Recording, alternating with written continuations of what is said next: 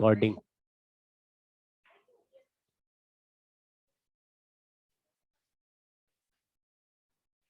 JEE advance का paper मैंने परसों सॉल्व किया, यहाँ क्लास के बाद, क्लास से जाने के बाद घर पे। तो 2-3 ऑब्जर्वेशन मेरे थे, वैसे बता देता हूँ आप लोगों को। एक तो पेपर जेईई एडवांस का थोड़ा लेंदी था फिजिक्स का, तो केमिस्ट्री और मैथ्स के टीचर्स तो बोले उधर इतना लेंदी नहीं था, मतलब कुछ सवाल डिफिकल्ट थे लेकिन लेंदी नहीं था। फिजिक्स का सवाल नॉर्मल थे, थोड़ा लेंदी था। वो लेंदी 2 रीजन से था। एक तो मैं पूरा पेपर ही सॉल्व कर रहा था, तो अगर एक ऑप्शन भी है जो मुझे पता है कि गलत है, लेकिन उसको भी सॉल्व करके दिखाना पड़ेगा मुझे कि वो गलत है, तो सोल्यूशन बना रहा था मैं स्टूडेंट्स के लिए। तो जब आप पूरा सॉल्व करते हैं और एक एक कैलकुलेशन करते हैं तो आपको टाइम ज्यादा लगता है, तो मुझे करीब 1.25 घंटे लगा था पेपर उतारने में। एक पेपर 1, लेकिन स्टूडेंट्स को 1 घंटे के अंदर ही करना होगा, तो ऑब्वियसली पूरा पूरा क्वेश्चन सॉल्व नहीं करने होते, कुछ बातें पता चल जाती। जैसे अगर करंट डिवाइड हो रहा है I/2 तो मन में ही बोल दोगे ना I/2, उसके लिए लिखोगे थोड़ी ना, लेकिन सॉल्यूशन में लिखना पड़ता है, तो इसलिए टाइम ज्यादा लग रहा था मुझे। दूसरा था कि मैट्रिक्स वाले जो सवाल थे उसमें एक खास बात मैंने देखी, हो सकता है नीट में कभी या किसी जेईई मेंस में भी इस तरह का आ जाए। तो मैं एक बात बोल रहा हूं जो मैंने ऑब्जर्व किया कि क्वेश्चन बड़ा लेंदी और डिफिकल्ट था। मतलब सॉल्व तो होगा, ये क्या, ये तो शुरुआत में ही लल्लू हो गया है?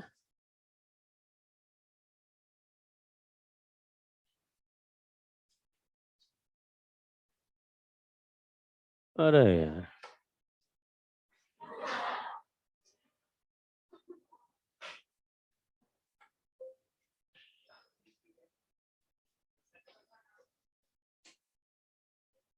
ऐसे करें,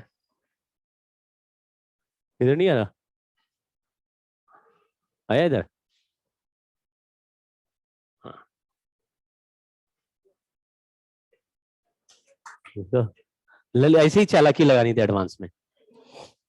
मैंने सबके लिए देखो, अब ऐसा सवाल था मैट्रिक्स वाला, हो सकता है इससे मिलते जुलते या कुछ इस तरह का लॉजिक हो, कि एक सवाल था जिसमें एक क्या मतलब 4 क्वेश्चंस थे, जिसमें 4 कॉलम ऐसे दिए रहते थे और फिर यहाँ पे PQRS लिखा रहता है ना, तो आपको इधर के क्वेश्चन का जवाब इस 4 में से ढूंढना है और फिर मैच कराना है।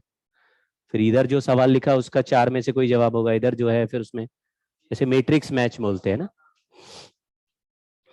तो इसमें मैच नहीं कराना था।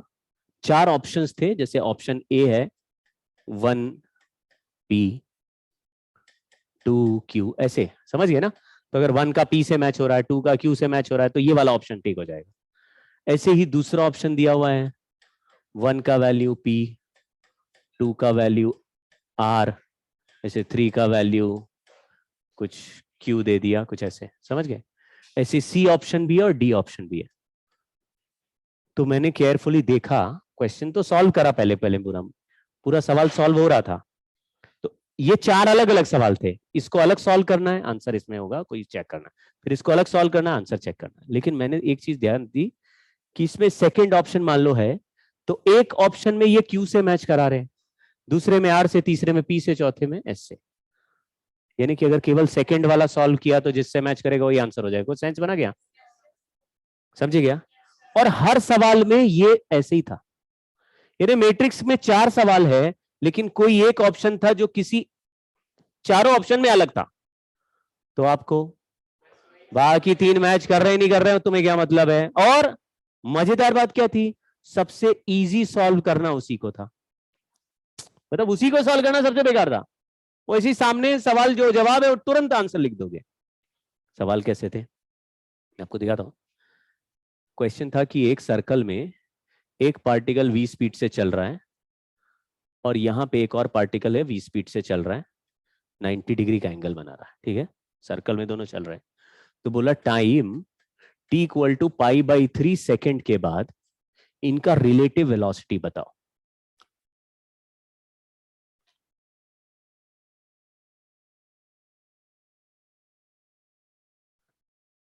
तो मैंने देखा जब दोनों V से ही चल रहे हैं तो कितनी देर के बाद भी पूछोगे एंगल 90 रहेगा उनके बीच में। देखो अभी कितना एंगल है, तो थोड़ी देर के बाद दोनों चलेंगे तो एंगल कितना रहेगा। फिर समझ गए क्या? तो किस टाइम पे पूछा उससे कोई फर्क नहीं पड़ता, इस समय दोनों के बीच में कितना एंगल है। तो रिलेटिव वेलोसिटी का मैग्नीट्यूड क्या होगा?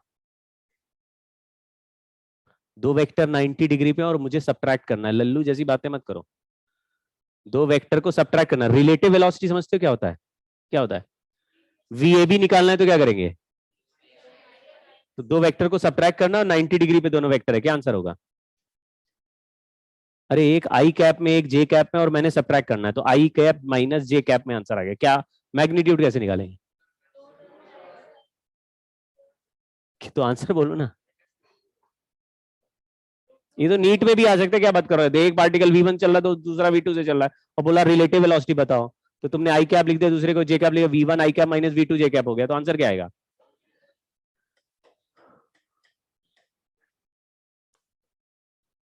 समझ रहे हो? √2V। ये आसानी से सॉल्व हो गया। ये सारे ऑप्शन में अलग दिया है, तो बाकी तीन भयानक सवाल सॉल्व करने की जरूरत क्या? ये हो गया। एक और, एक पार्टिकल सर्कल में चल रहा है, उसका स्पीड 3v है, उस सर्कल के परपेंडिकुलर में एक और पार्टिकल है, वो v से चल रहा है एक्सिस पे। इनका रिलेटिव वेलोसिटी बताना। अब बोलो इनके बीच में कितना एंगल लग रहा है? आंसर बोलो फिर। तो ये 3 है, ये v है, बच्ची क्या बोल रही हो? √10v। चार में से दो ऑप्शन मैच कर गए और बाकी तो खतरनाक है। एक ऑप्शन में अब जो बचे हुए ऑप्शन है उसमें लिखा हुआ है एक पार्टिकल को t=0 पे प्रोजेक्टाइल मोशन में फेंक दिया, उसका इनिशियल वेलोसिटी दे दिया। दूसरे पार्टिकल को 0.1 सेकेंड के बाद प्रोजेक्टाइल में फेंक दिया, उसका वेलोसिटी दे दिया। एक को पहले फेंक दिया, इसको बाद में फेंक दिया। बोला इनके फेंकने के π/3 सेकेंड के बाद रिलेटिव वेलोसिटी क्या होगा? एक को फेंक दिया तो इसका फाइनल वेलोसिटी निकालना पड़ेगा, इसको फेंका तो इसका भी फाइनल वेलोसिटी निकालना पड़ेगा, फिर दोनों का सबट्रैक्ट करके रिलेटिव वेलोसिटी निकालना पड़ेगा। तो ये बड़ा सवाल हो गया, क्योंकि इसका फाइनल वेलोसिटी निकालोगे, फिर इसका भी निकालोगे, फिर उनका रिलेटिव निकालोगे, सॉल्व करना पड़ेगा। लेकिन दो से तो पहले ही सॉल्व हो गया। समझ रहे हैं? एक पार्टिकल एसएचएम कर रहा है, दूसरा एसएचएम कर रहा है, बोल रहा है रिलेटिव वेलोसिटी बताओ। तो एक एसएचएम कर रहा है, उसका वेलोसिटी निकालना पड़ेगा, दूसरा एसएचएम कर रहा है, उसका वेलोसिटी निकालना पड़ेगा, टाइम के साथ वेलोसिटी निकाल के फिर उनका रिलेटिव निकालना पड़ेगा। तो इसमें सॉल्व करना पड़ेगा। सॉल्व ये भी हो जाता है, मुश्किल नहीं है, लेंदी है, 4 सवाल, लेकिन उसमें एक पार्ट भी आसानी से सॉल्व हुआ तो आंसर। तो जो लोग चालाक हैं वो बहुत आराम से क्वेश्चन में, क्वेश्चन पेपर में बहुत सारे सवाल कर पाएंगे। लेकिन अगर तुम चाहोगे कि नहीं सारे जो 4 पार्ट हैं तो चारों ही सॉल्व करेंगे भाई, बेमानी नहीं। 4 बोले ना, 4। तो फिर आप गए। तो ऐसा मैंने देखा, अच्छा लगा पेपर। चलिए, मतलब नाम एडवांस था, लेकिन बहुत सारे ऐसे क्वेश्चंस थे जो नीट लेवल पे भी आराम से पूछे नहीं जाएंगे, ऐसे सवाल थे। मैं एक सवाल दिखाता हूँ। एक कैपेसिटर ऐसे बना दिया, एक ऐसे बना दिया, फिर एक ऐसे बना दिया, फिर एक ऐसे बना दिया, फिर एक और ऐसे बना दिया, फिर एक और ऐसे बना दिया, फिर एक ऐसे बैटरी लगा दिया, फिर एक ऐसे बैटरी लगा दिया। ये बैटरी को 6 वोल्ट बोल दिया, इस बैटरी को 2 वोल्ट बोल दिया। एक कोई भी C1 C2 C3 ऐसे, मुझे याद नहीं है कि इस कैपेसिटर का क्या वैल्यू है, ऐसी कुछ पिक्चर है, हो सकता है एक आध कम ज्यादा हो। ऐसे बेसिक फोटो यही। आप देखो ये जितने ये साइड वाले हैं ना, ये सब पैरेलल है, दिख रहे हैं क्या आपको? समझे ना? तो टेढ़ा मेढ़ा डायग्राम जरूर है, सारे पैरेलल हैं। खैर, हमको सीरीज पैरेलल इफेक्टिव कुछ पूछा नहीं है। सवाल में पूछा अलग अलग कैपेसिटर में चार्ज कितना है, अलग अलग कैपेसिटर का वोल्टेज या वो कितना है। हमारे पास एक मेथड है नोडल मेथड। कैसे स्टार्ट करते हैं नोडल? कहीं जीरो लेते हैं, आप लोग कहीं भी जीरो लो। यहाँ पे करें जीरो ले लो। यहाँ क्या हो गया? यहाँ क्या है? यहाँ कितना है? यहाँ कितना है, इसका वोल्टेज आ गया, चार्ज आ जाएगा, इसका वोल्टेज दिख रहा है, इसका वोल्टेज दिख रहा है, इसका वोल्टेज दिख रहा है, इसका वोल्टेज दिख रहा है, इसका वोल्टेज, सबका वोल्टेज आ गया, सबका चार्ज आ गया, कहानी खत्म हुई। पूछो कुछ भी, समझ गए। इसका एनर्जी पूछ ले तो, मैं तो हाफ सी वोल्टेज तो मुझे दिख ही रहा है, इसका चार्ज पूछ लिया तो क्यू सी, समझे क्या? मुश्किल सवाल था, 5 सेकंड में हो जाएगा ये। ऐसे सवाल आए। 12th लेकिन बहुत ज्यादा आया, 12th में भी 60% से भी ज्यादा आया है, 65% करीब करीब 12th होगा, 35% 11th आया, 11th बहुत कम आया, 12th बहुत ही ज्यादा आया। मैथ्स में बराबर आया है, केमिस्ट्री में भी 12th ज्यादा आया है, 50% से ज्यादा, मतलब 55% 45 55 ऐसे होगा, तो वो कुछ कह नहीं सकते, लेकिन था मामला बहुत अंडर कंट्रोल। चलिए स्टार्ट करते हैं ऑप्टिक्स। ऑप्टिक्स में 2 हिस्से हैं, हमारा चैप्टर नॉर्मली कितने हिस्से में होता है, लेकिन ऑप्टिक्स में चैप्टर 2 पार्ट में, मतलब 2 चैप्टर में ऑप्टिक्स डिवाइड हो जाएगा, 2 चैप्टर्स हो गए, एक का नाम रख देंगे रे ऑप्टिक्स और दूसरे का wave optics. Ray optics and wave optics. Ray optics में ज्यादातर चीजें ज्योमेट्री के रूल से ही सॉल्व होंगी, तो हम उसका दूसरा नाम ज्योमेट्रिकल ऑप्टिक्स रख देंगे, तो ऐसे चलेगा। चलो हाँ ठीक है, स्टडी ऑफ लाइट हो गया, optics is study of light. अब कुछ आएगा कि नहीं आएगा, उधर करें, लल्लू हो गया क्या?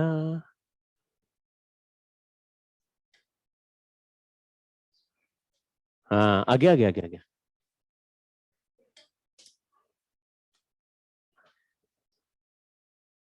अच्छा ऐसे होता तो है, मैं क्यों नाटक कर रहा हूं है? चलो पहला पार्ट, मतलब पहला चैप्टर का नाम है ज्योमेट्रिकल ऑप्टिक्स या रे ऑप्टिक्स, दूसरे चैप्टर का नाम है wave optics, ray optics wave optics, ठीक है। इस चैप्टर में क्या क्या तरीका का कहानी देखेंगे, तो मैंने क्या देखा कि पहले मैं पढ़ाता था तो जैसा जैसा आता जाता था पढ़ाते जाता था, मतलब लेंस पढ़ा दिया, मिरर पढ़ा दिया, ये पढ़ा दिया, वो पढ़ा दिया, लेकिन कुछ 1-2 साल के बाद मुझे रियलाइज हुआ, 1-2 साल पढ़ाने के बाद रियलाइज हुआ कि इस चैप्टर में 50 चीजें पढ़ रहे हैं, लेकिन सवाल 2 ही तरह के हैं। तो 50 चीजें, मिरर पढ़ेंगे, फिर उसमें प्लेन मिरर भी होगा, कॉनकेव मिरर भी होगा, कॉन्वेक्स मिरर भी होगा, प्रिज्म भी होगा, फिर हम रिफ्रैक्शन भी पढ़ लेंगे, फिर उसमें स्फीयर भी आएंगे, उसमें लेंस भी आएंगे, उसमें कॉन्वेक्स लेंस होंगे, कॉनकेव लेंस होंगे, स्लैब्स होंगे, बहुत अलग अलग चीजें पढ़ेंगे, लेकिन सारे सब मिला के सवाल 2 ही कैटेगरी में होगा, या तो कैटेगरी ए या कैटेगरी बी। और आपने अगर अपने मन में ये सोच लिया कि किस कैटेगरी का सवाल है, तो आपको तरीका भी पता चलने लगेगा कि भाई इस कैटेगरी के सवाल में इस तरीके से आगे बढ़ रहे हैं, दूसरे सवालों में दूसरे आगे तरीके से आगे बढ़ रहे हैं। तो मैं मेथड बाद में सिखाऊंगा। कैटेगरी 2 ही है क्वेश्चन की, पहली और दूसरी। पहले तरह के सवाल हैं जिसमें इंसिडेंट रे गिवन होगा और आपको पता क्या लगाना होगा, रिफ्लेक्टेड या रिफ्रैक्टेड रे। रिफ्रैक्शन समझते हैं, रिफ्रैक्टेड रे, तो आप इनको बोलेंगे ये रे वाले क्वेश्चंस हैं। इसमें क्या होगा, ऐसे बोलेगा, एक लाइट रे मिरर पे इंसिडेंट हो गई तो टकराने के बाद लाइट रे कितने एंगल पे जाएगी, ये एक सवाल हो गया। लाइट रे लेंस से टकरा के फिर पानी में एंटर करके अंदर मिरर से टकरा के फिर दूसरे लेंस से होते हुए किस एंगल पे जाएगी। तो आपको क्या पूछ रहा है, ये तो रिफ्लेक्टेड रे का डायरेक्शन पूछ रहा है, या एंगल पूछ रहा है, या फिर रिफ्रैक्टेड का पूछ रहा है। ये रे वाले क्वेश्चंस है। और दूसरे सवाल होते हैं कि ऑब्जेक्ट दे दिया और क्या पूछ लिया, इमेज कहां बनेगा। आपको याद है कि आपने बचपन में 1/u + 1/v = 1/f ऐसा कुछ फॉर्मूला पढ़ा था, तो उसमें हम v निकाल देते इमेज डिस्टेंस। यहां फॉर्मूले थोड़े बहुत किसी किसी केस में बदल जाएंगे, फॉर्मूले लगाने की तरीके और स्पीड थोड़ी बदल जाएगी, लेकिन कहानी यही चलेगी। तो उसमें रे नहीं देते, बोलते एक ऑब्जेक्ट मिरर के सामने रख दिया है तो उसका इमेज कहां बनेगा, इसमें कोई रे थोड़ी दे रखी, ऑब्जेक्ट से रे यहां टकराया फिर कहां गया फिर इमेज बताओ, कुछ नहीं। रे हमें मर्जी होगी तो हम ड्रॉ करेंगे, हमको डायरेक्टली फॉर्मूला पता होगा तो फॉर्मूले में वैल्यू पुट करेंगे, इमेज डिस्टेंस निकाल लेंगे। आपको खेल समझ में आ रहा है? तो आपको हमेशा यही पूछना है किस कैटेगरी का सवाल है, ठीक है। पहले कैटेगरी के क्वेश्चंस में आपको प्योर ज्योमेट्री सॉल्व करनी है, यानी कि इसमें जो रूल्स हैं वो रूल्स ऑफ ज्योमेट्री लगेंगे। ज्योमेट्री के कौन से अलग अलग रूल होते हैं, लेकिन एक मैं सिंपल रूल बताता हूं। अगर मान लो एक ट्राइंगल बन गया तो उसके तीनों एंगल का सम क्या होगा? तो इसको कहीं से रट के आना पड़ेगा क्या? ये तो प्रैक्टिकली जो हमको ऑलरेडी पढ़ा हुआ है कहानी है उसी के हिसाब से आइडिया लग जाएगा, है ना, कि भाई सर्कल के सेंटर पे एंगल थीटा है तो उसी कॉर्ड की वजह से सरकमफेरेंस पे एंगल थीटा बाई 2 बन जाएगा। इस तरह के कुछ बेसिक लॉज है ना। सर्कल के अंदर ट्राइंगल आ गया तो रेडियस रेडियस बराबर है, हमेशा आइसोसेलेस ट्राइंगल बनेगा। कुछ सेंस बना गया? कोई भी कॉर्ड बनाएगा आइसोसेलेस बनेगा, दोनों एंगल अंदर के बराबर होंगे। तो इस तरह की कहानियां हम इस तरह के रूल्स यूज करेंगे। इसमें कोई बहुत खतरनाक फॉर्मूला नहीं बनेगा, ये केवल ज्योमेट्री से ऑन द स्पॉट थोड़ा थोड़ा सॉल्व करना पड़ेगा। और इसमें लॉज रूल्स ऑफ ज्योमेट्री है और ऑप्टिक्स के लॉज होंगे, लॉज ऑफ रिफ्लेक्शन एंड, मतलब रिफ्लेक्शन वाला सवाल है तो रिफ्लेक्शन के लॉस लगाएंगे, रिफ्रैक्शन वाला सवाल है तो रिफ्रैक्शन के। अभी चैप्टर खुलता जाएगा, ये सारी बातें आपको बिल्कुल क्लियर होती जाएंगी, जो मैं अभी थोड़ा सा हिंट दे रहा हूं। ऑब्जेक्ट इमेज के लिए नॉर्मली मैं आपको हर केस का कोई ना कोई फॉर्मूला बता दूंगा, जैसे 1/f equal to 1/u plus 1/v।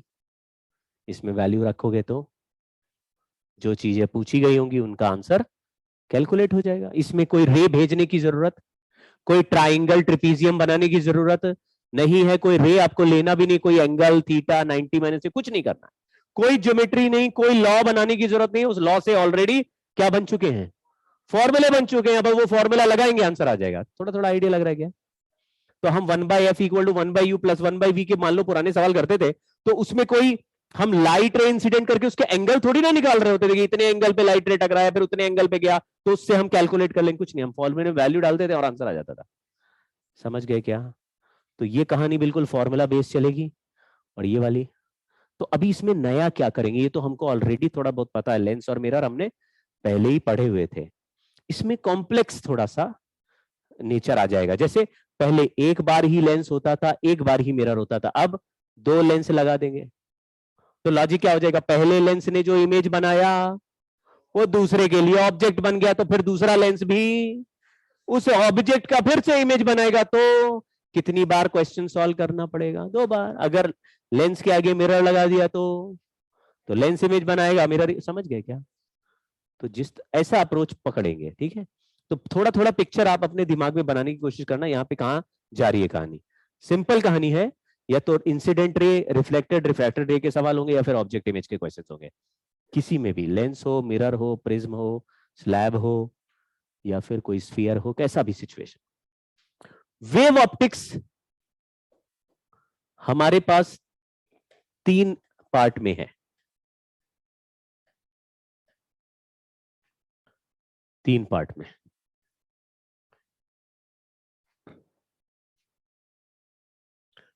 पहला इंटरफेरेंस, दूसरा डिफ्रैक्शन, तीसरा पोलराइजेशन।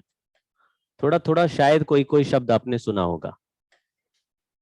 इंटरफेरेंस सुना है कभी? कहां पे? मैकेनिकल वेव वाला चैप्टर बचपन में पढ़ा था हमने, कंस्ट्रक्टिव डिस्ट्रक्टिव इंटरफेरेंस। तो अभी बहुत बढ़िया टाइम होगा जब हम वेव ऑप्टिक्स पढ़ेंगे तो आप लोगों के पास अगर मैकेनिकल वेव के नोट्स हैं या मैकेनिकल वेव का वीडियो है या मैकेनिकल वेव का कोई तरीका है रिवाइज करने का, उसको जरूर रिवाइज करना। अगर आपके पास वीडियो नहीं मिल रहा, कुछ नहीं पता चल रहा या नोट्स नहीं है तो आप मुझसे मांग लेना, मेरे पास है। मतलब यूट्यूब में वीडियो है, उसको अनलिस्टेड कर रखा है, मैं आपको लिंक भेज दूंगा। हाँ हाँ, लेकिन मैं पढ़ाऊंगा। बट आपके पास अगर नोट्स भी है तो एक बार पढ़ोगे तो थोड़ा बहुत आइडिया, मतलब 10% भी कुछ आइडिया है तो हम पूरा प्रॉपरली करेंगे। क्योंकि इंटरफेरेंस मैकेनिकल वेव में नहीं पूछते, यहां पूछते। पढ़ाते दोनों जगह है लेकिन वहां पे सवाल बन सकता, वहां बनाते नहीं, यहां बनाते। वहां पे स्टैंडिंग वेव का सवाल बनाते। तो अगर मैकेनिकल वेव रिवाइज कर रहे हो तो स्टैंडिंग वेव को रिवाइज जरूर कर लेना। स्टैंडिंग वेव और प्रोग्रेसिव वेव दो तरह के हैं।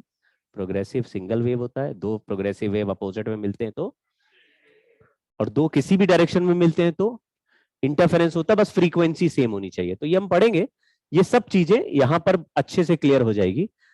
ये ज्यादा पूछा जाता है ये वाला इंटरफेरेंस। यहाँ पे डिफ्रैक्शन, पोलराइजेशन और दो प्रोसेस है, तो ये सब समझ में आ जाएगा, आपको दिखने भी लगेगा, ठीक है, उसको रिलेट भी कर देंगे। लेकिन अगर आप पढ़ के आओगे तो बहुत अच्छा।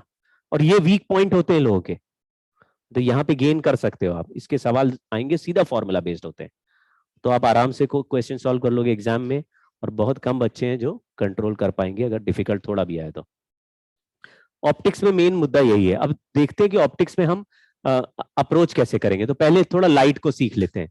लाइट में क्या क्या फॉर्मूले हमारे पास है उसको देख लेते हैं। स्पीड ऑफ लाइट का फॉर्मूला लास्ट क्लास में हमने बोला,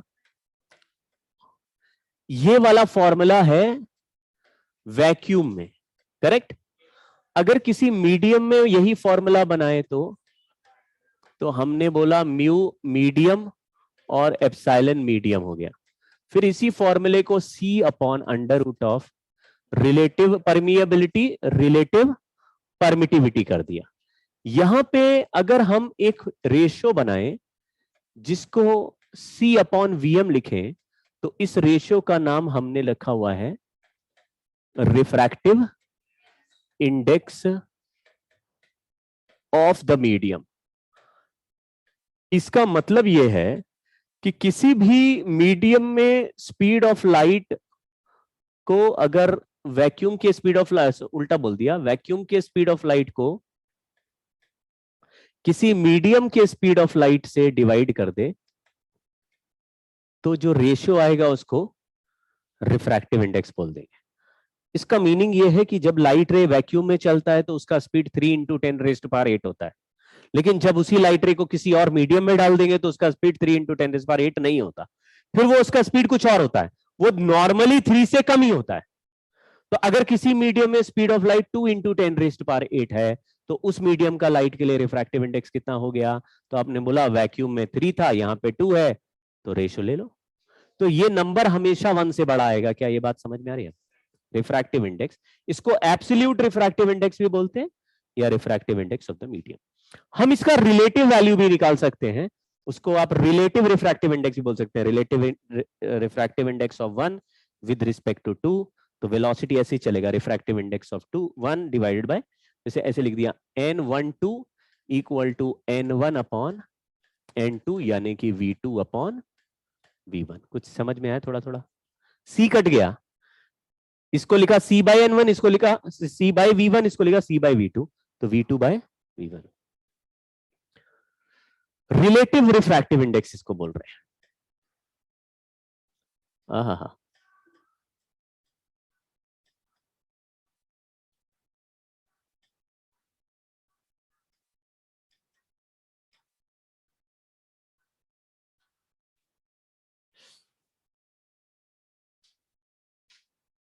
रिलेटिव रिफ्रैक्टिव इंडेक्स।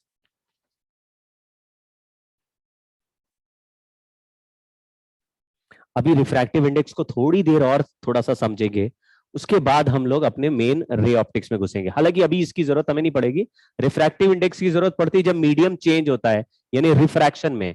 और शुरुआत में हम क्या पढ़ने वाले हैं? रिफ्लेक्शन। तो रिफ्लेक्शन किस में होगा? मिरर्स में। यानी कि हम पहले कहानी किसकी पढ़ेंगे? मिरर की, और रिफ्लेक्शन के क्वेश्चन सॉल्व करेंगे। बाद में हम रिफ्रैक्शन में जाएंगे, तब जाके लेंस की बात करेंगे। फ्रीक्वेंसी, ये लाइट में किसी भी वेव की जो फ्रीक्वेंसी है depends only on the source. Light रे का मीडियम बदलने से फ्रीक्वेंसी नहीं बदलता, तो इंडिपेंडेंट ऑफ मीडियम।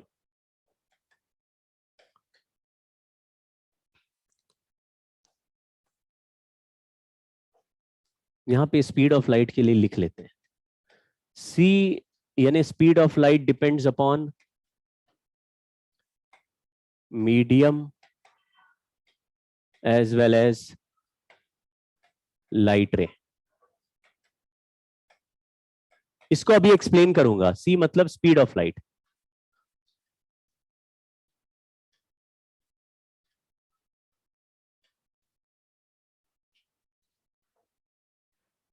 ठीक है, स्पीड ऑफ लाइट किस पे डिपेंड कर रहा है? मीडियम पे डिपेंड कर रहा है बेसिकली। अभी तो बेसिक यही स्ट्रक्चर है।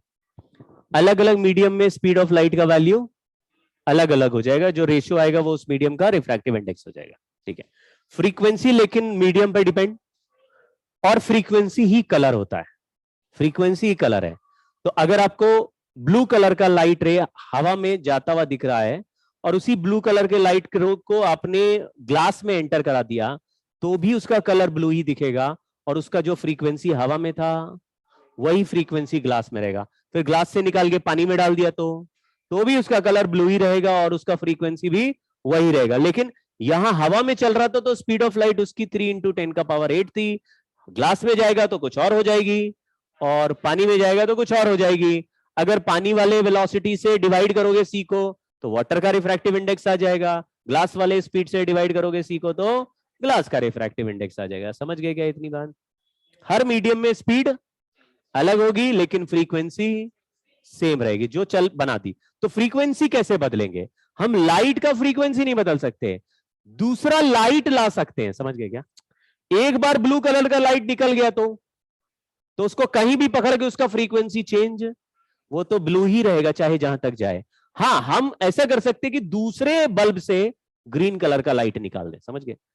लेकिन जो बल्ब ब्लू कलर का लाइट बना रहा है वो उसकी इंट्रिंसिक प्रॉपर्टी है, वो ब्लू ही बनाता रहेगा, बल्ब को कुछ भी कर लो। और जो ग्रीन बना रहा है वो, इसलिए हमको लाइट रे का फ्रीक्वेंसी बदलने के लिए उसका बल्ब बदलना पड़ेगा। समझ गए क्या? ये बिल्कुल कहानी ट्यूनिंग फोर्क जैसी है। अगर एक ट्यूनिंग फोर्क का फ्रीक्वेंसी 50 हर्ट्ज है और तुमने उसको वाइब्रेट करा के रख दिया तो वो 1 सेकंड में 50 बार ऑसिलेट करा, वो उसकी प्रॉपर्टी, उसकी इलास्टिसिटी से उसने बनाई है। तुम उसको ज्यादा तेज भी टक्कर मारोगे तो भी 50 बार ही ऑसिलेट करेगा। समझ गए? कोई भी ऑसिलेट कराएगा वो 50 हर्ट्ज पे ही ऑसिलेट करेगा क्योंकि बना वैसा है। समझे? तुम ये चाहते हो ये 100 पे ऑसिलेट करे, वो नहीं करेगा, उसका फ्रीक्वेंसी फिक्स हो गया। लेकिन तुम चाहते हो 100 हर्ट्ज के वाइब्रेशन तुम्हें मिले तो क्या करोगे? तो 50-50 के दो रख लोगे क्या? क्या करोगे? एक दूसरा ट्यूनिंग फोर्क लाओगे जिसका मटेरियल ऐसा होगा जो 100 हर्ट्ज पे ऑसिलेट होता हो। समझ गए क्या? दो अलग हो गए ना। तो depends only on the source. ठीक है, अब वेवलेंथ कर लेते हैं। वेवलेंथ दोनों बात पे डिपेंड करेगा। आपने पढ़ा हुआ ये फॉर्मूला फ्रीक्वेंसी इंटू वेवलेंथ सुना है क्या? Speed is frequency into wavelength. Medium के साथ स्पीड बदल सकती है, सोर्स के साथ फ्रीक्वेंसी बदल सकती है, तो लैम्डा दोनों के साथ चेंज होगी। मतलब लैम्डा डिपेंड्स ऑन बोथ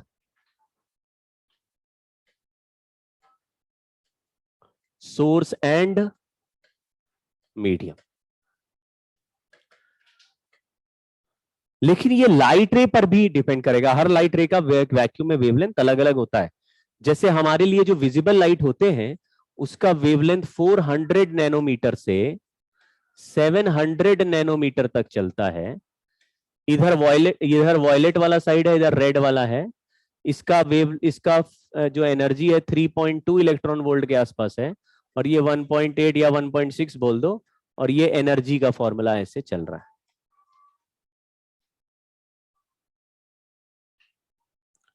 मतलब कम एनर्जी वाले रेड वाले हैं, ज्यादा एनर्जी वाले ये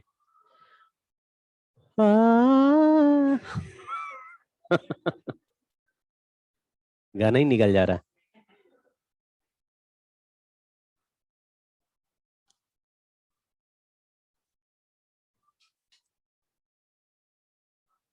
लग रहा है चश्मा लगाना पड़ेगा क्या? मेरे सर में दर्द हो रहा है 2-4 दिन से। ऐसा होता है क्या? तुम लोग तो एक्सपीरियंस्ड वाले हो।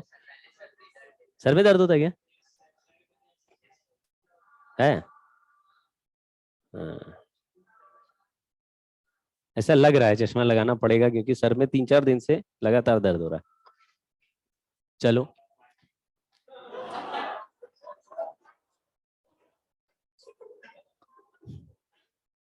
ये तो बिल्कुल मम्मियों की तरह ताना मारा। ठीक है माता जी, है ना? और मोबाइल देखो, आंखें फूट जाएंगी। हो सकता है, हो सकता है। खैर 3.2 से 1.8 इलेक्ट्रॉन।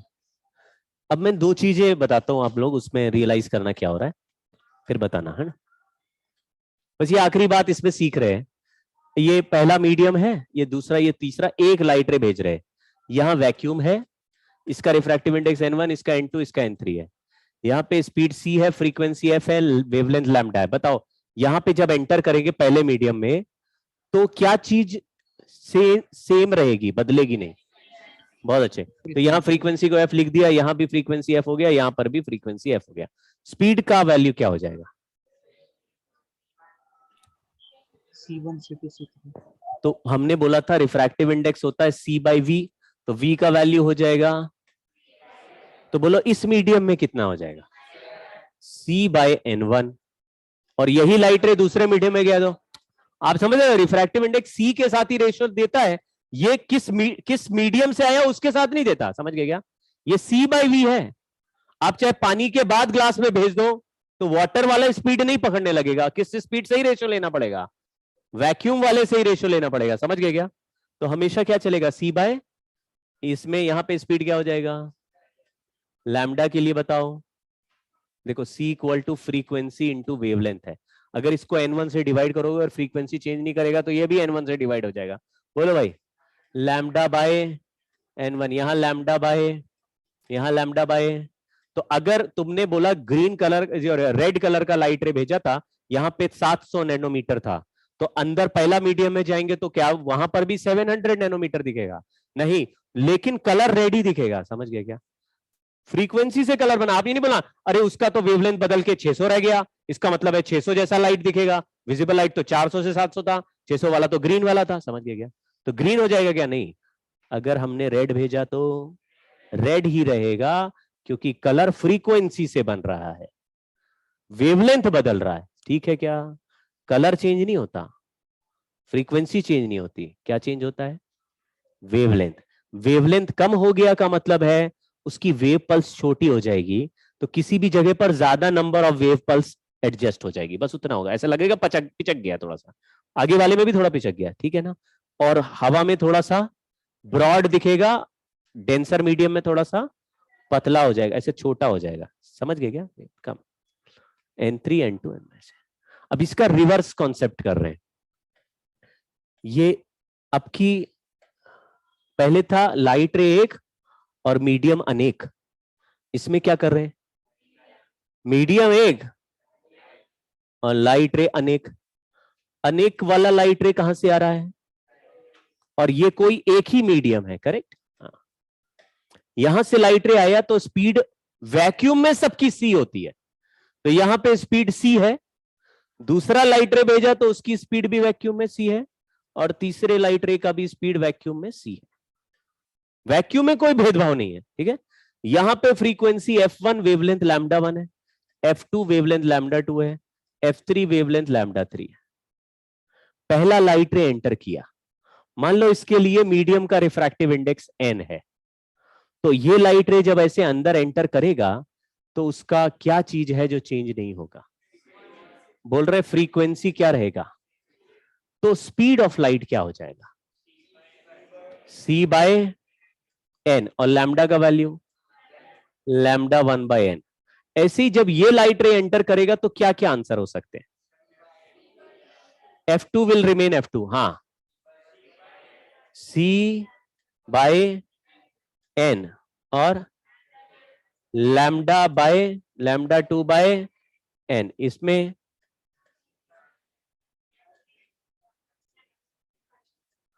ठीक है, ऐसा हमें लग रहा है होगा, लेकिन ऐसा होगा नहीं, क्योंकि अगर यही हो रहा है तो फिर मैंने पढ़ाने की कोई जरूरत नहीं थी इसको, तो वहीं पे ही डिस्क्लेयर हो गया था। करेक्ट, अंदर n से डिवाइड कर देंगे और फ्रीक्वेंसी रहेगा सेम, वहां पे काम क्लियर थी। यहां पे मैंने आपको बोला पहला लाइट रे जब एंटर कराया तो बोला कि इसके लिए रिफ्रैक्टिव इंडेक्स n है।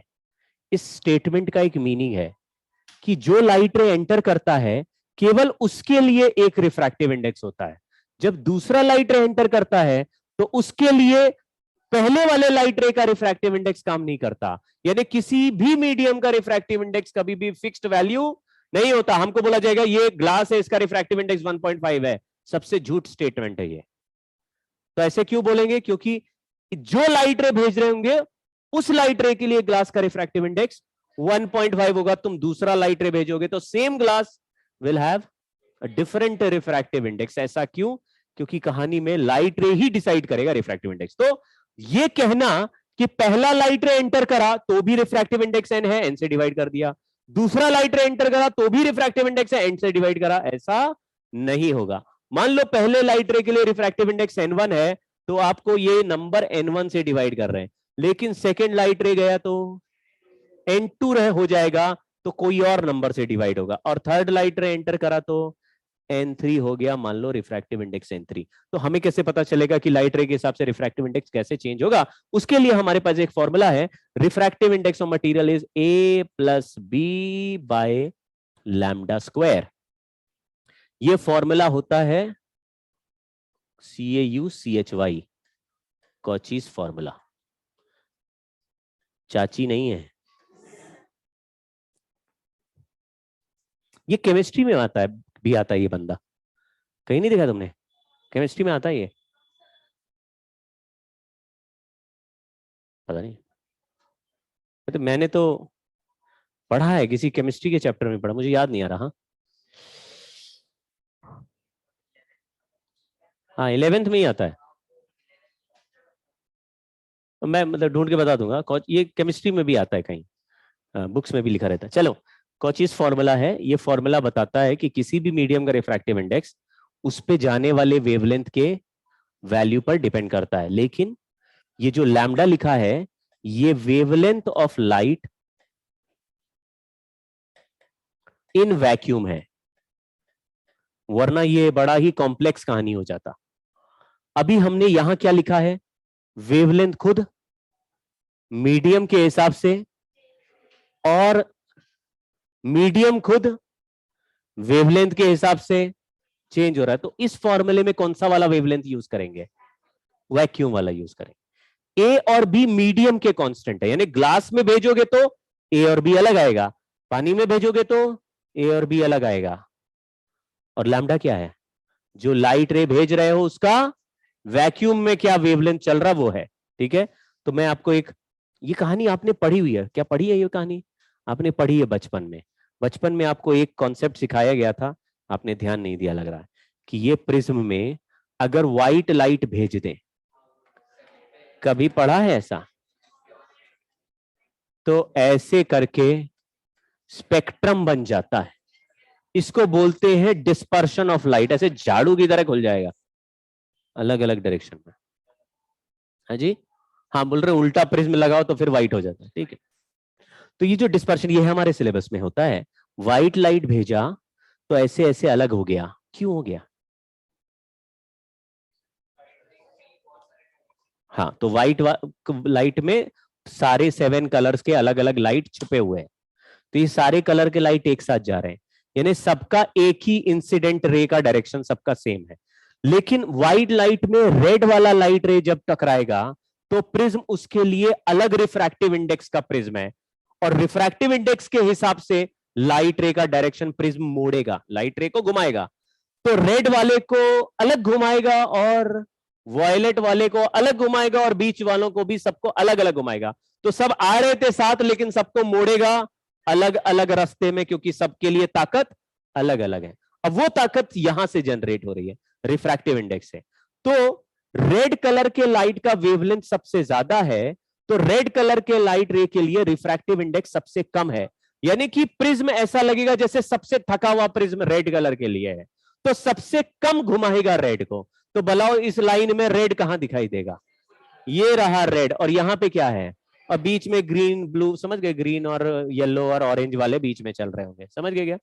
तो ऐसे हो गया, ज्यादा घुमा दिया एक को क्योंकि ताकत ज्यादा है प्रिज्म के पास, रिफ्रैक्टिव इंडेक्स स्ट्रॉन्गर है, बड़ा है रिफ्रैक्टिव इंडेक्स, और एक में कम है। ठीक है, तो स्पेक्ट्रम बन गया, यही रूल है। तो इसलिए मैंने लिखा कि जब पहला लाइट रे एंटर कर रहा था तो उसका वेवलेंथ क्या था? λ1, तो उसका वैल्यू रखेंगे तो रिफ्रैक्टिव इंडेक्स इस मीडियम का अलग आएगा, तो उसका जो वैल्यू आएगा उसके हिसाब से वही डिवाइड करना पड़ेगा, समझ गए? तो इसके लिए मान लो 1.3 आ गया तो 1.3 से डिवाइड होगा, लेकिन दूसरे लाइट के लिए 1.4 है रिफ्रैक्टिव इंडेक्स, तो तो आप बोलेंगे अभी अभी तो लाइट रे का स्पीड 1.3 से डिवाइड किया था, अब कह रहे हो 1.4 से डिवाइड करो, तो वो लाइट रे अलग वेवलेंथ की है और ये वाली अलग है। सेंस बना क्या? सबका स्पीड बराबर डिवाइड नहीं होता। ठीक है। अगर वेरिएशन बहुत ही छोटा है तो कई बार एवरेज से काम चला लेते हैं कि भाई रेड और येलो के बीच में जो वेरिएशन, रेड और ब्लू के बीच में जो वेरिएशन है ना बहुत ही कम है मान लो, तो हम उसको एवरेज से काम चला लेते हैं। येलो लाइट के करस्पॉन्डिंग वेव वो निकाल लेते हैं रिफ्रैक्टिव इंडेक्स, और व्हाइट के लिए वही वाला काम कर लेते हैं। येलो लाइट बीच में बैठा रहता है हमारे, किस 400 से 700 के बीच में, 550 पे येलो बैठा हुआ है, तो येलो के लिए सॉल्व कर देते हैं एवरेज। ठीक है ना? तो ये खेल समझ गए हैं कि सेम नंबर से डिवाइड, जो लाइट रे आ रही है उसके करस्पॉन्डिंग वेवलेंथ के करस्पॉन्डिंग रिफ्रैक्टिव इंडेक्स निकाल के उसी से डिवाइड करना पड़ेगा। ठीक, चलो 3 रूल्स हैं। इन्हीं 3 रूल्स से सारा ज्योमेट्रिकल या रे ऑप्टिक्स हम सॉल्व कर देंगे। ठीक है, ये रूल्स ऑलरेडी दुनिया में चल रहे हैं।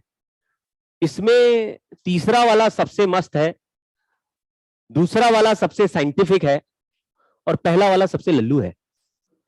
पहला वाला तो सबको ही पता रहता है क्या भाई, कि रेक्टिलिनियर प्रोपगेशन का मतलब है कि किसी एक मीडियम में अगर आप रहोगे तो लाइट मूव्स इन क्यों, बस ये रूल है उसका।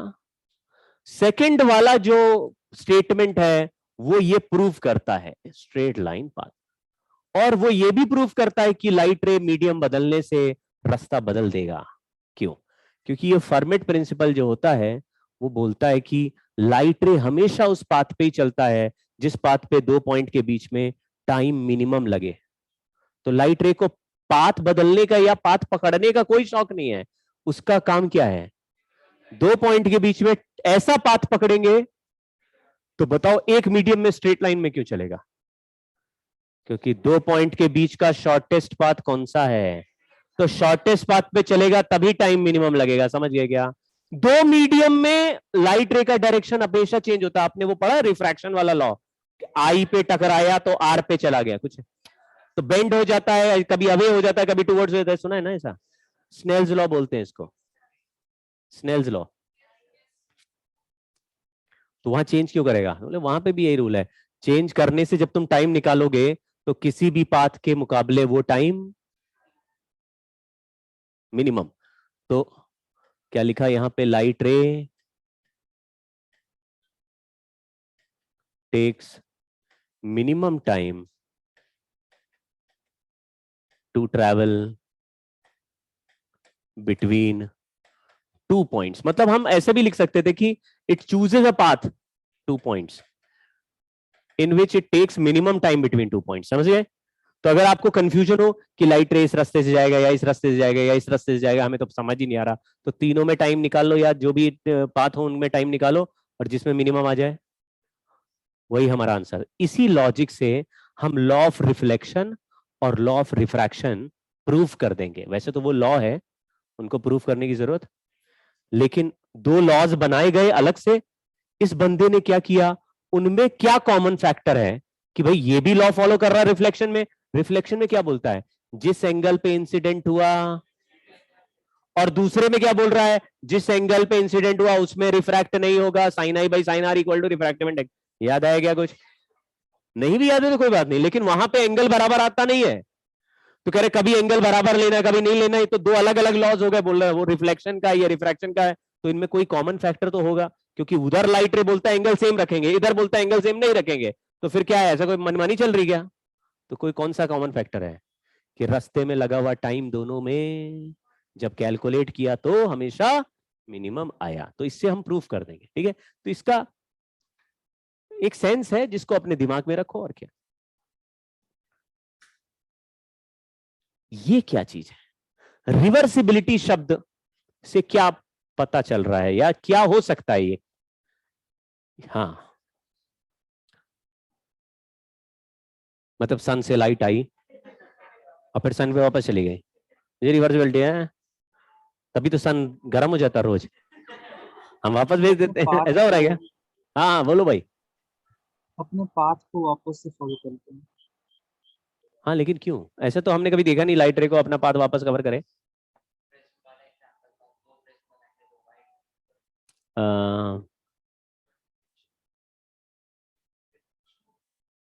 नहीं नहीं, मतलब across reflection refraction for any example light रे फॉलोज रिवर्सिबिलिटी।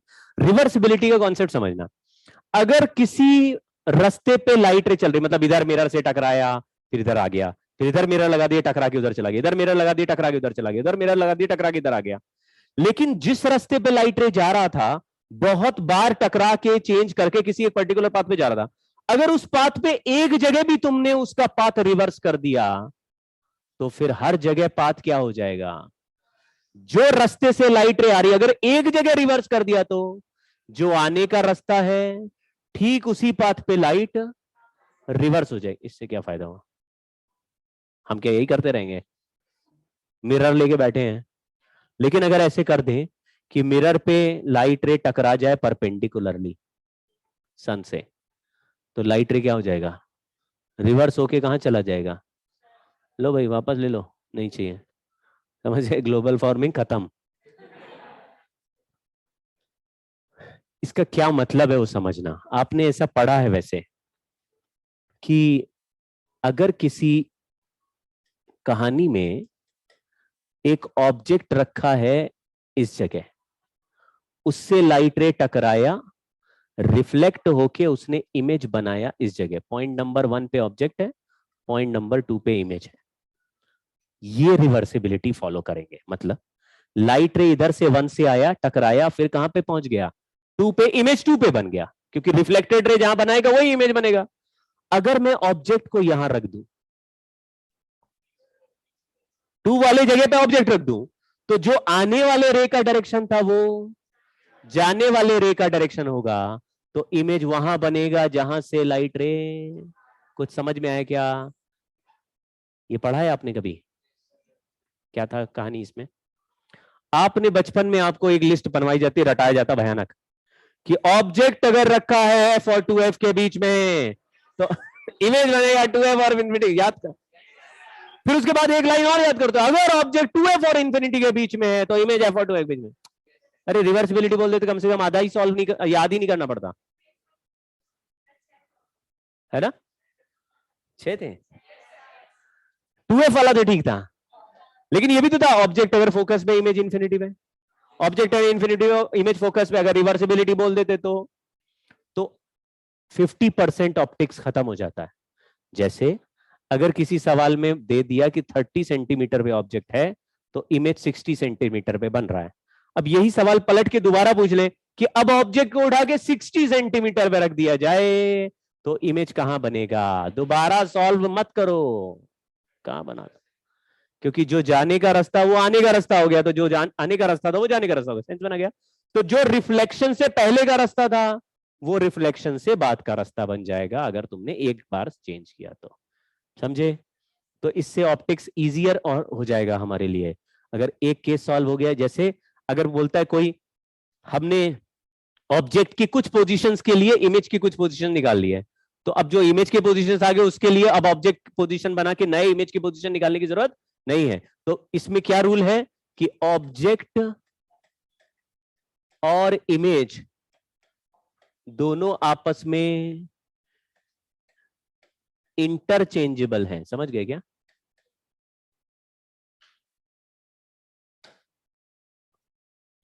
पलट पलट कर सकते हैं। ऑब्जेक्ट को इमेज की जगह रखा तो इमेज उठ के वहां पहुंचेगा जहां पहले ऑब्जेक्ट था। समझे क्या? तो ऑप्टिक्स बार बार सॉल्व नहीं करनी पड़ेगी, और ये ऑल अक्रॉस है। तो इससे फायदा क्या होगा? मैं एक एग्जांपल बोलता हूं। ये एक एडवांस का सवाल था, मुझे याद आ गया, मैं बताता हूं कैसे था। एक ऑब्जेक्ट यहां रखा है, ठीक है, पहला लेंस है, यहां ऑब्जेक्ट यहां रखा है। मैंने बोला ये लेंस से 20 सेंटीमीटर दूर ऑब्जेक्ट है। इस लेंस का फोकल लेंथ f1 है। इससे थोड़ी दूर पे पीछे एक दूसरा लेंस है f2। ठीक। पूछा ऑब्जेक्ट पहले लेंस से 20 सेंटीमीटर दूर है, तो फाइनल इमेज कहां बनेगा बताओ।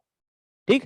तो आपने कैसे ट्राई करना है आपको पता है, अभी पता चल गया आपको, लॉजिक आपका क्लियर है कि 20 सेंटीमीटर पे ऑब्जेक्ट है और फोकल लेंथ और यूवी का एक फॉर्मूला हमारे पास है कि 1/f is equal to 1/v minus 1/u, ऐसा वहां पे प्लस था, यहाँ माइनस चलता है किसमें, लेंस में, लेकिन पढ़ेंगे तो याद हो जाएगा, ऐसे कोई घबराने की बात नहीं। तो हमने मान लो ये फॉर्मूला लगा 1/f equal to 1/v minus 1/u, इसमें u का वैल्यू मैंने आपको दे दिया, फोकल लेंथ का वैल्यू भी आपको दे दिया, तो क्या बचा इक्वेशन में, v का वैल्यू आपने निकाल लिया, मान लो इधर से आगे 30 सेंटीमीटर, ये v आ गया।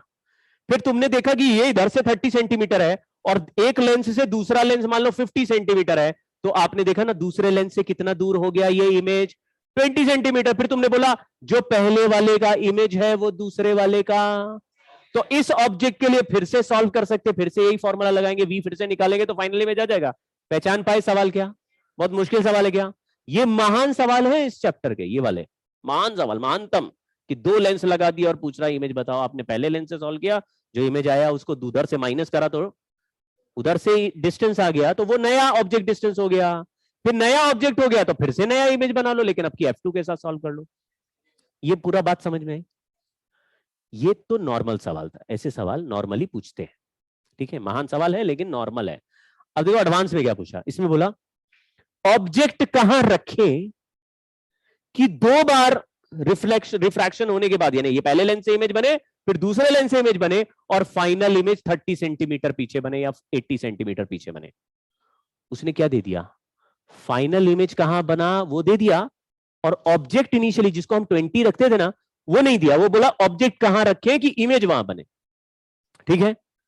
तो जो नॉर्मल लोग हैं वो कैसे सॉल्व करते हैं, ऑब्जेक्ट डिस्टेंस को x मान लेते हैं, x मान लिया, यानी जो 20 था उसकी जगह क्या मान रखा है, अब हमें तो पता नहीं ना ये वैल्यू कितनी है, तो हमने इसको x मान लिया, और फोकल लेंथ पता है तो हमने रखा 1/f equal to 1/v minus 1/u, केवल ऐसे हल्का सा देखना। तो अभी v का वैल्यू भी नहीं पता है और x का वैल्यू भी नहीं पता है, तो v का वैल्यू x के टर्म्स में आ जाएगा, ठीक है। फिर यहां पे 50 सेंटीमीटर है तो ये तो x के टर्म्स में है ना, x का वैल्यू तो अभी पता ही नहीं है, तो ये अननोन है। फिर उसको 50 में से माइनस करेंगे तो इधर का डिस्टेंस भी किसके टर्म्स में आएगा, x के टर्म्स में। फिर ये नया ऑब्जेक्ट डिस्टेंस हो गया, लेकिन x के टर्म्स में एकदम रायता फैल चुका है क्योंकि बड़ा होता जाएगा, 50 माइनस समथिंग समथिंग करोगे तो बड़ा नंबर आ जाएगा। फिर तुमने फिर से ऑब्जेक्ट डिस्टेंस ले लिया और उसमें फिर डाला, लेकिन अब की इमेज डिस्टेंस हमको दिया हुआ है, तो 1/v minus 1/u equal to 1/f में v की जगह x वाला बड़ा सा टर्म डाला, और सॉरी v की जगह इमेज डिस्टेंस डाला और u की जगह बड़ा सा x वाला टर्म डाला, और फिर सॉल्व किया। मतलब सॉल्व नहीं करना, आप केवल मन में सोचो कि हाँ कुछ ऐसा कॉम्प्लेक्स सिचुएशन बन सकती है। अगर इसको रिवर्सिबिलिटी से करते तो कुछ कॉम्प्लेक्स नहीं था।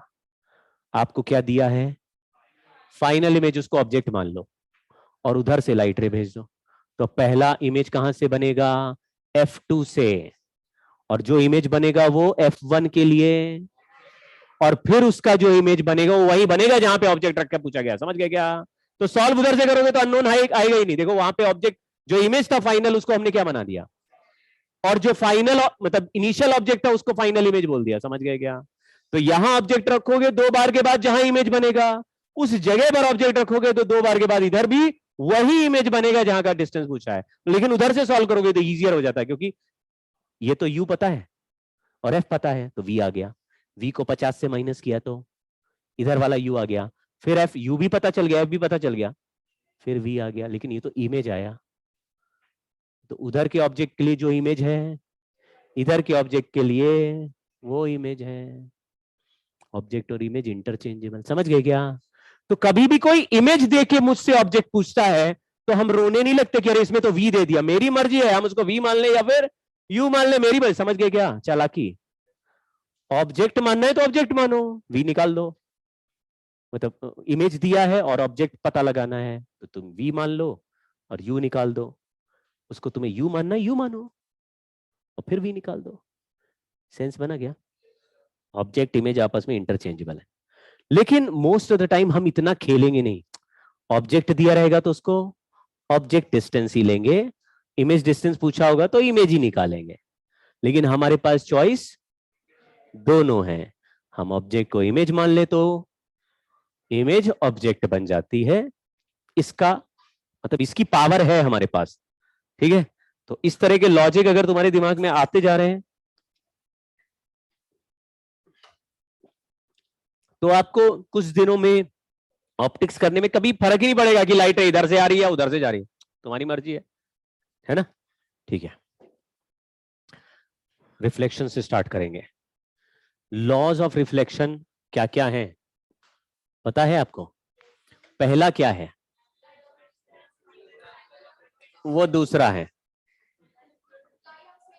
हाँ, तो आपने बोला इंसिडेंट, इंडिसेंट रे बोल रहा हूं, incident ray, normal to mirror और रिफ्लेक्टेड रे, ये तीनों का प्लेन सेम है और लाई ऑन सेम प्लेन। क्या मतलब है इसका सेम प्लेन का? अगर मान लीजिए हमारे पास एक ऐसा मिरर है जिसमें हमने एक ऐसा परपेंडिकुलर प्लेन बना दिया, अगर इस प्लेन में इंसिडेंट रे रखेंगे और नॉर्मल भी इसी प्लेन में होगा तो रिफ्लेक्टेड रे भी इसी प्लेन, समझ गए क्या? परपेंडिकुलरली जो प्लेन लगाएंगे उसी पे रहेगा। तो आपने कभी स्पिन बॉलिंग देखी है? वैसा नहीं है ये। स्पिन बॉलिंग कैसे होता है? बॉल फेंका तो एक प्लेन में प्रोजेक्टाइल जाता है, टकराने के बाद ऐसे, समझ गए ना? अगर लेग कटर है तो ऐसा मुड़ जाएगा, ऑफ कटर ऐसे मुड़ जाएगा, समझ गए क्या? तो सेम प्लेन में नहीं रहता। आप ऐसा करके जैसे ही टिप्पा खाएगा तो या तो इधर मुड़ गया या इधर मुड़ गया। लेकिन अगर स्पिन नहीं कराते तो टकराने के बाद इसी प्लेन में रहता, टकराने के बाद इसी प्लेन में रहता, क्योंकि नॉर्मल तो सरफेस के परपेंडिकुलर है। अगर पिच हॉरिजॉन्टल है तो नॉर्मल ऐसा वर्टिकल होगा। जिस प्लेन में गया उस प्लेन को छोड़ के ऐसे या ऐसे नहीं मुड़ सकता लाइट रे। नॉर्मल के साथ इंसिडेंट रे का जो प्लेन है, रिफ्लेक्टेड रे भी इस सेम प्लेन में ही ट्रेवल करेगा, इधर बाहर नहीं आ सकता, ऐसे नहीं मुड़ सकता। समझ गए क्या? ठीक है, एक तो ये बात हो गई। दूसरा बात है एंगल ऑफ इंसिडेंस और एंगल ऑफ रिफ्लेक्शन सेम है। ये दोनों एंगल नॉर्मल के साथ लिए जाते हैं। क्यों भाई, ऐसा क्यों? ऐसा कोई कारण नहीं है। अगर ये दोनों सेम है तो ये दोनों भी सेम ही होंगे, तो लॉ ऑफ रिफ्लेक्शन से इसका कोई कारण नहीं है। बट हमने कोई बोला कि इंसिडेंट रे और रे इज इंसिडेंट एट 30 डिग्री, तो फिर हमें कैसे पता चलेगा कि 30 डिग्री नॉर्मल के साथ वाला एंगल लेना है या मिरर के साथ वाला? तो उसमें लॉजिक क्या बना दिया है कि इंसिडेंट रे का जो एंगल दिया जाए या इंसिडेंस एंगल दिया जाए तो हमेशा कौन सा वाला बोलो, जिससे कि किसी को कंफ्यूजन नहीं हो कि कभी मिरर के साथ लेते थे कभी नॉर्मल के साथ लेते हैं। अभी हमने क्या डिसाइड कर लिया? इंसिडेंट रे, ये कौन है? हेलो,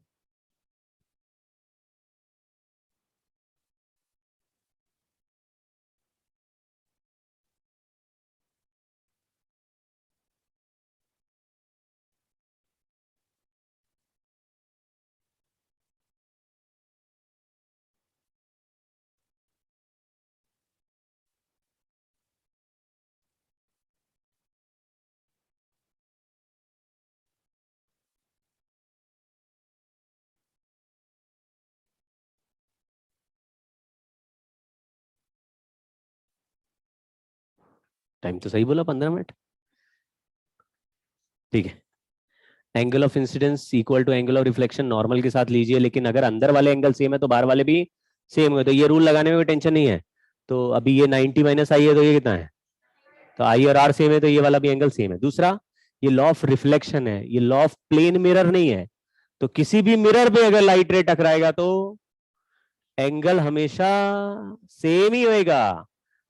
आपको कोई भी कर्व्ड मिरर दे दिया और लाइट रे इंसिडेंट कर दिया किसी जगह पर, तो उसी जगह पर सरफेस के परपेंडिकुलर लाइन बनाओगे तो नॉर्मल ये एंगल हो गया आई। तो रिफ्लेक्टेड रे इसमें आर के बराबर, आई का बराबर है, समझ गए क्या? तो यहाँ पे नॉर्मल के अलावा अगर टेंजेंट ड्रॉ किया तो ये एंगल अगर थीटा है तो ये भी थीटा हो जाएगा। समझे क्या?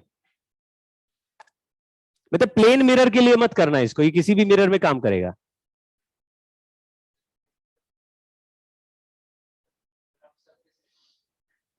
उसमें भी काम करेगा, बट रफ सरफेस में जैसे जैसे ये टेबल है तो इसमें भी तो लाइट रे इंसिडेंट हो रही है, लेकिन इसमें हाँ इरेगुलर सरफेस है, जैसे नॉर्मल रिएक्शन हर पॉइंट पे अलग है, तो हर पॉइंट पे लाइट रे टकरा के समझिए ना, टेढ़े मेढ़े सरफेस में नॉर्मल रिएक्शन वर्टिकल नहीं रहता, ऐसे नहीं रहता। इरेगुलर है तो कहीं ऐसे होगा कहीं ऐसे होगा, हर जगह नॉर्मल रिएक्शन का एंगल क्या हो रहा है, बदल रहा है। तो किसी जगह पे लाइट रे इधर मुड़ जा रही है, किसी में उधर मुड़ जा रही है, तो एक जगह उठ के नहीं आ रही, तो ये मिरर की तरह चमकता हुआ दिखाई नहीं दे, मतलब इसमें इमेज नहीं बनेगा। लॉ ऑफ रिफ्लेक्शन सभी में काम करेगा। हाँ, तो ये डिफ्यूज्ड रिफ्लेक्शन हो गया, इसको नहीं बोलते डिफ्यूज्ड रिफ्लेक्शन, है ना, ऐसा पढ़ाते हैं, 10th में आता तो था, और छोटे क्लास में भी आता है, 8th में भी आता है, 8th भी पढ़े तो, अरे 8th में कोरोना नहीं रहा होगा तुम लोगों के, तो वो तो याद है। और 9th 10th में कोरोना, 9th में कोरोना गया था तुम लोग, क्या 10th में थे? अच्छा हाँ, तुम लोग तो कोरोना वॉरियर्स ही तो हो, फ्री में बोर्ड वाले जो है।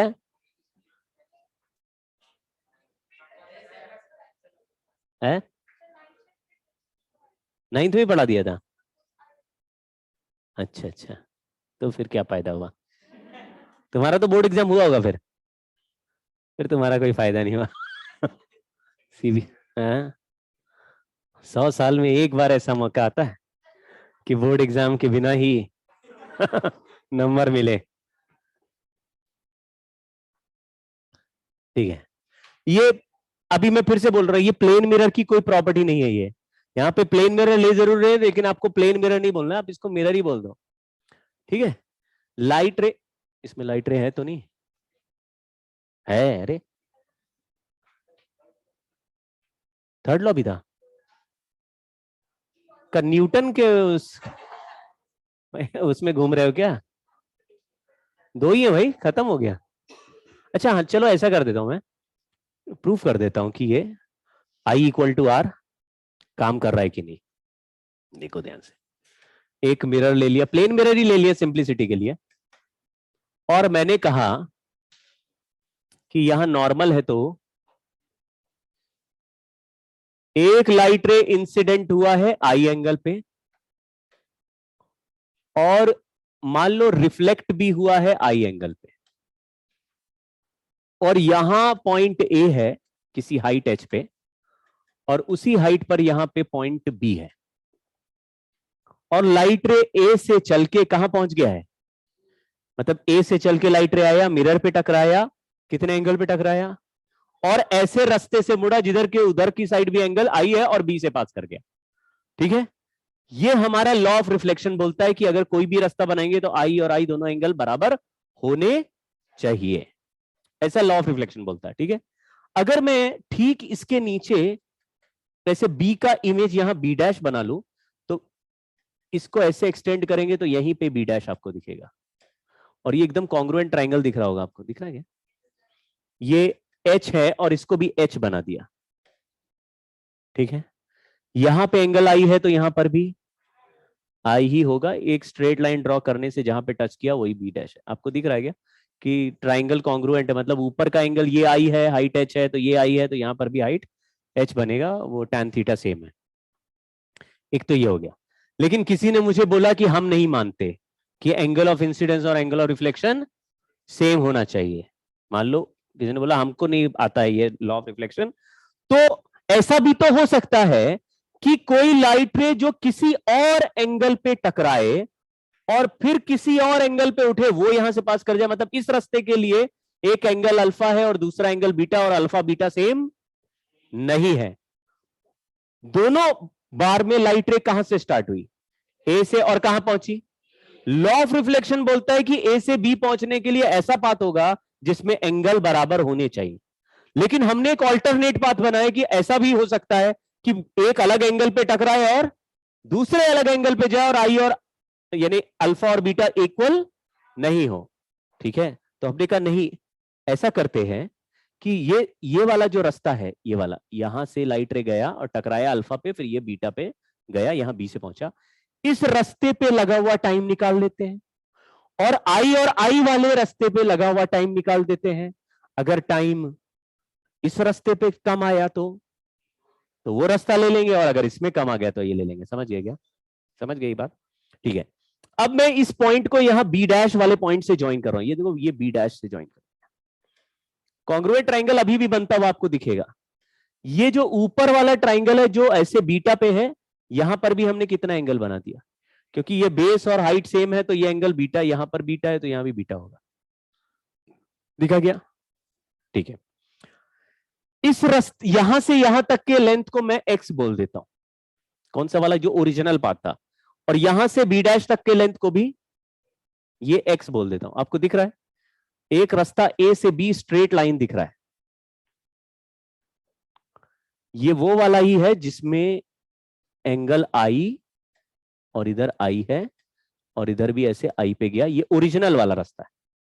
ठीक है, स्ट्रेट लाइन है। ये लेंथ को क्या मान लिया और इसको भी क्या मान लिया।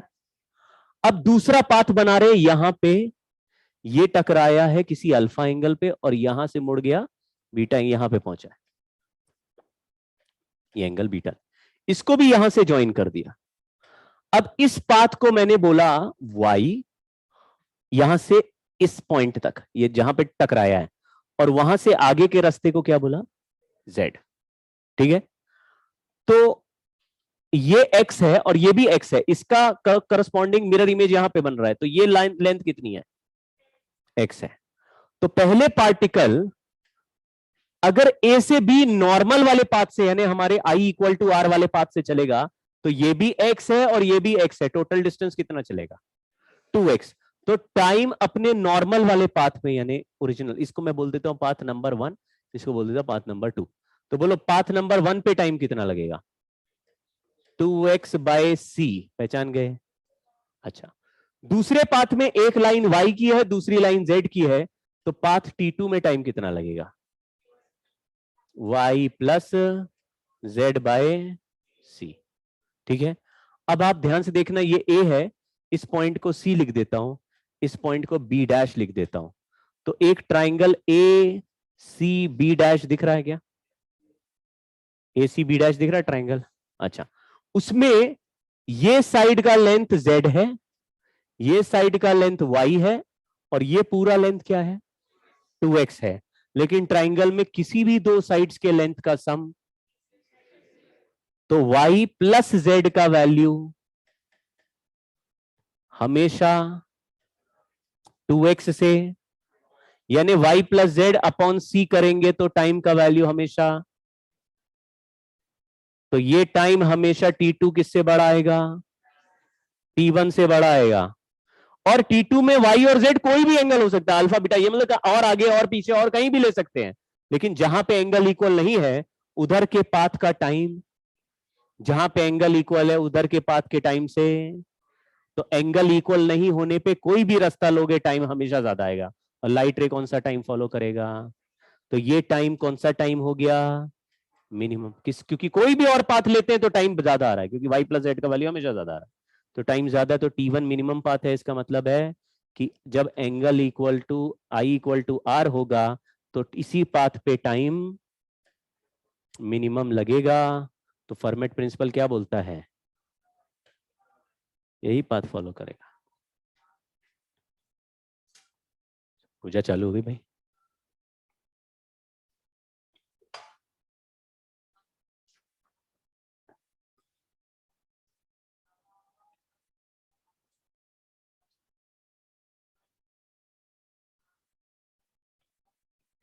चलिए इसको देखते चलो, ये तो बहुत सिंपल है। कितने एंगल पे टकराया, कितने एंगल पे गया।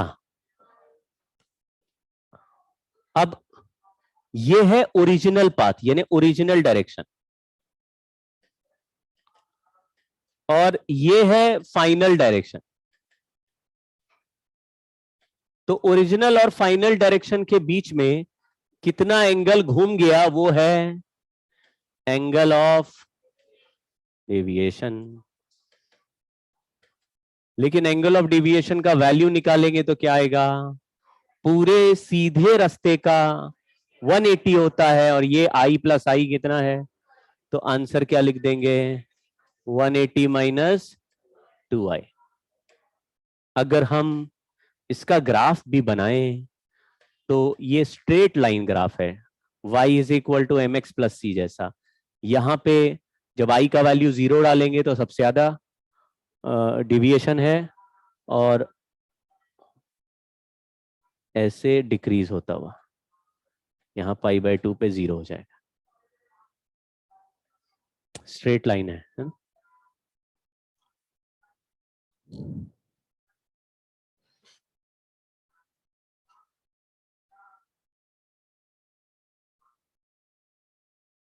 Angle of deviation. लेकिन इसमें देख लो तो सेंस ऑफ रोटेशन भी आपको दिख रहा होगा। ये क्लॉकवाइज टर्न दिख रहा है या एंटी क्लॉकवाइज जो एंगल बना हुआ है? एंटी क्लॉकवाइज टर्न है। तो आपको इस हिसाब से अलग अलग टर्न पकड़ के भी सॉल्व करना पड़ सकता है। हो सकता है एक मिरर ऐसे लगाओ, हम लोग लाइट रे ऐसे भेज रहे हैं तो लाइट रे इधर मुड़ गया, तो आप कहेंगे भाई ये तो क्लॉकवाइज टर्न हो गया, कुछ समझे गया? फिर यहाँ पे एक मिरर इधर लगा दिया, उसमें लाइट रे टकराया फिर इधर मुड़ गया, तो आप बोलेंगे भाई इधर तो एंटी क्लॉकवाइज हो गया। कुछ समझ में आ गया क्या बोल रहा हूं? तो आपने इधर बोला ये Δ1 का आया, ये Δ2 का आया, लेकिन दोनों सेंस सेम है कि अपोजिट है? तो अपोजिट है तो नेट डेविएशन में माइनस कर दो। अगर दोनों सेंस सेम ही होंगे तो टोटल डेविएशन में प्लस कर दो। ये तो आपको वैसे भी दिख जाएगा, ठीक है ना? अगर आपको दो रेस दिख रहे हैं जाते हुए, एक आते हुए दिखा और फिर जाते हुए दिखा, तो ओरिजिनल डायरेक्शन के साथ कितना घूमा, बस उतना, जिस रास्ते में घूमा। जैसे यहां पे किस सेंस में घूम रहा है, अब यहाँ पे फिर से कोई मिरर लगा दूं और फिर इधर निकल जाए तो अभी किस तरफ घूमा, फिर एंटी क्लॉकवाइज, तो डेविएशन ऐड करते चलेगा, ठीक है? लेकिन डेविएशन ऐड करने के लिए क्या करोगे, जो एंगल ऑफ इंसिडेंस है π-2i यहां का निकाला, फिर यहाँ का नॉर्मल के साथ एंगल निकाला आई, यहाँ पे π-2i कर दिया। ऐसे जितनी बार π-2i आता रहेगा, या तो वो ऐड होता रहेगा या फिर सब्ट्रैक्ट होता रहेगा, उनको कलेक्टिव वैल्यू आपको पता लगानी होगी। समझ गए क्या? नेक्स्ट टाइम करेंगे इसके सवाल।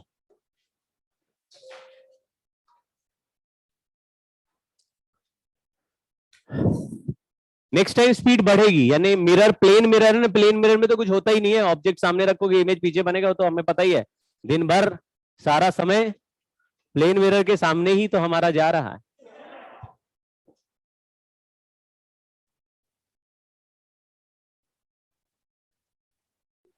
जी सर।